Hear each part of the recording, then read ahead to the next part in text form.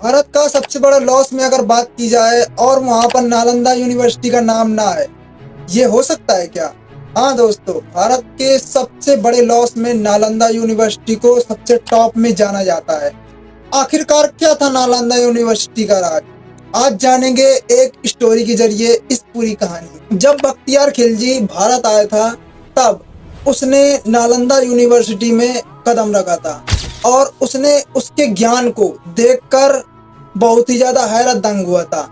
अचानक बख्तियार खिलजी की बहुत ज्यादा बीमारी से गंभीर हालत हो गई थी, तो उसने अपने हकीमों द्वारा इलाज करवाया, लेकिन उसको कुछ रिस्पॉन्स नहीं दिखा। फिर जब वह और अधिक बीमार हो गया, तब उसके जो हकीम थे उन्होंने बताया कि नालंदा यूनिवर्सिटी के एक आयुर्वेद के ज्ञाता राहुल उनका इलाज कर सकते हैं। लेकिन बख्तियार खिलजी उन पे भरोसा नहीं कर सकता था। उसे डर था कि ये कहीं मुझे मार न दे, इसलिए वह अपने हकीमों पर ही भरोसा कर रहा था। लेकिन और ज्यादा हालत जब बख्तियार खिलजी की गंभीर हुई, तब उसने नालंदा यूनिवर्सिटी के आयुर्वेद के आचार्य राहुल जी को बुलाया और उसने उनसे एक शर्त रखी कि मैं आपकी दी हुई कोई भी दवा खाऊंगा नहीं। तो राहुल जी ने यह शर्त बिल्कुल हंसते हंसते मान ली, क्योंकि उन्हें पता था और उनको बहुत ज्यादा ज्ञान भी था।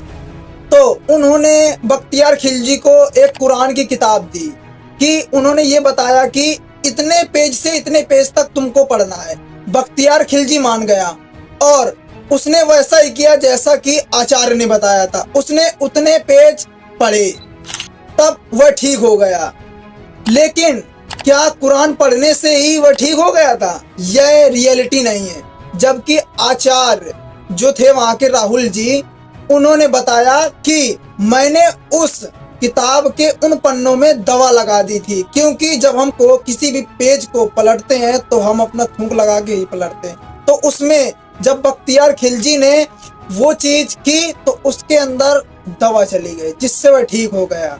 और कुछ लोग बोलेंगे कि कुरान पढ़ने से ठीक हो गया, तो अंधविश्वास होगा ये। तो जब बख्तियार खिलजी ठीक हो गया, तब उसके मन में यह विचार आया कि मेरे हकीमों द्वारा अगर मैं ठीक नहीं हुआ, और यही जो शिक्षा भारत के भविष्य को बहुत ही चमका सकती है, और वह मुसलमानी धर्म का प्रचारक था। इसलिए 1193 में बख्तियार खिलजी ने नालंदा यूनिवर्सिटी के साथ साथ कई प्राध्यापकों को भी उसी नालंदा यूनिवर्सिटी में जला। आपके मन में भी यही सवाल होगा कि नालंदा यूनिवर्सिटी में कितने टीचर, कितने स्टूडेंट पढ़ते थे? तो नालंदा यूनिवर्सिटी में 10,000 विद्यार्थी और उनको पढ़ाने के लिए 2,000 टीचर उपलब्ध। और यह यूनिवर्सिटी में जो छात्र वहां पर आया करते थे उनको मेरिट के अनुसार लिया जाता था, और यहाँ पर आवास यानी कि रहने का स्थान भी उपलब्ध था, और यहाँ पर खाना पीना